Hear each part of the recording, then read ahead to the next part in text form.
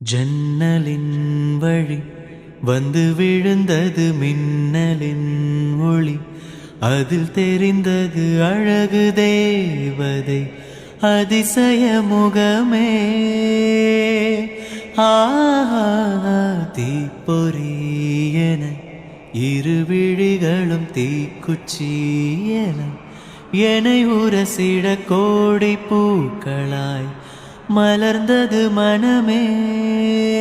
அவள் அழகை பாட ஒரு மொழி இல்லையே, அளந்து பார்க்க பல விழி இல்லையே.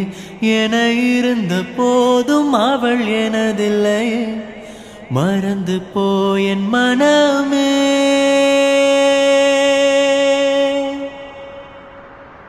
ஓ வெண்மதி வெண்மதி எனில்லை, நீ வானுக்க மேகத்துக்க சொல்லு.